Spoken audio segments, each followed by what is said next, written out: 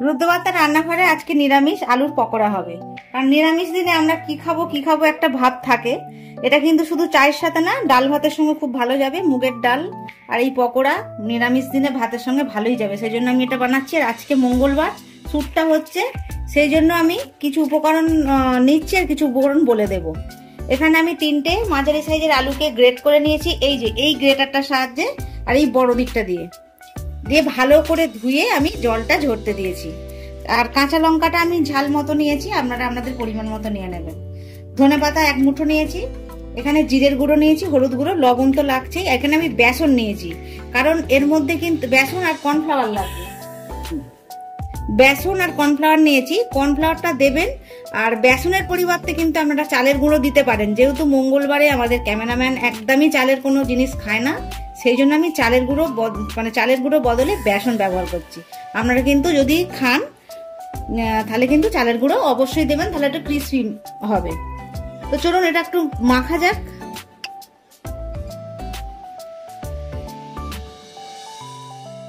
আর আমি কিন্তু এটা সর্ষের তেলে ভাজবো, আপনারাও সর্ষের তেলেই ভাজবেন, সর্ষের তেলে ভাজলে খেতে ভালো লাগে।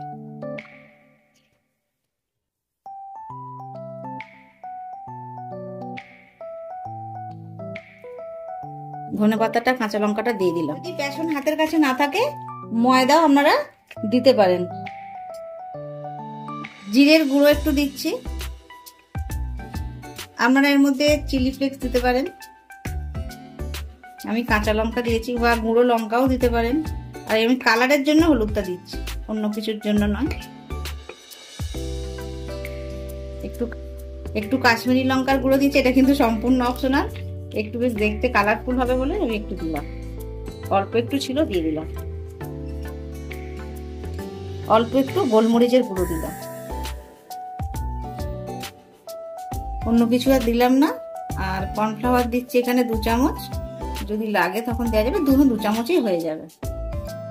আর এখানে বেসন দেব, খুব বেশি কোনো কিছুই দেব না, কারণ তাহলে আলুর টেস্টটা চলে যাবে। স্বাদ মতো লবণটা দিয়ে দিলাম। এবার এটা খুব ভালোভাবে মেখে নেব। আর এর মধ্যে কিন্তু জল দেওয়ার কোনো প্রয়োজন নেই, এই আলুতে যে জল ভাবটা আছে ওতেই মাখা হয়ে যাবে। মাখা হয়ে গেছে, দেখুন আলুর রসেতেই কতটা হয়ে গেছে। আর আমি বেশি কিছু দিলাম না, কর্নফ্লাওয়ার যা দিয়েছি অনেক, কারণ এর মধ্যে যদি আরো বেশি কিছু দিই আলুর টেস্ট নষ্ট হয়ে যাবে।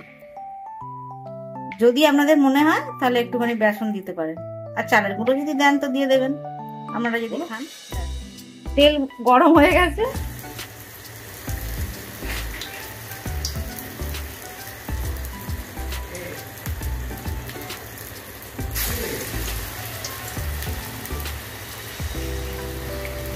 এইভাবে হাতে চ্যাপটা করে হোক, যেরকম খুশি করে আপনারা দিতে পারেন।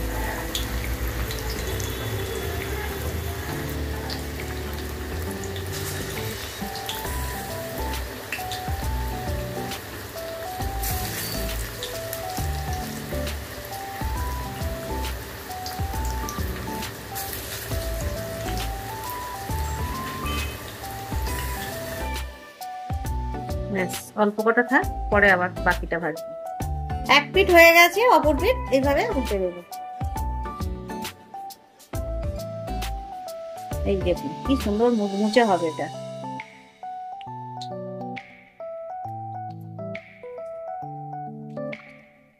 এটা ভাজতে ভাজতে আমরা একটু চা বসিয়ে দিই, কারণ এটা চা দিয়ে খেতে হবে, নাহলে জমবে না। কারণ এখন তো আর ভাত দিয়ে খাবো না, আমরা চা দিয়ে, সন্ধ্যেবেলা চা দিয়ে খাবো। এই দেখুন পকোড়াটা একদম রেডি হয়ে গেছে, একদম কড়ার মধ্যেই ঠক ঠক করে আওয়াজ হচ্ছে, এতটাই ক্রিস্পি হয়েছে।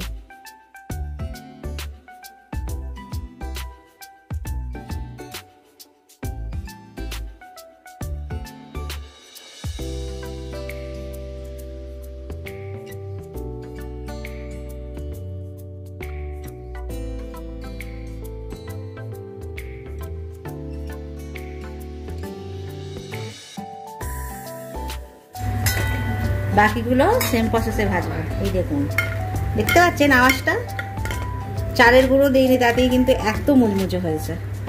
ঠিক আছে, বাকিগুলো সেম প্রসেসেই ভাজছি। তৈরি হয়ে গেল আলুর পকোড়া। এই রেসিপি যদি আপনাদের ভালো লাগে অবশ্যই বানিয়ে খাবেন, কেমন হচ্ছে কমেন্টস করে জানাবেন, লাইক করবেন, অবশ্যই বলি আমার এই চ্যানেলটা সাবস্ক্রাইব করবেন।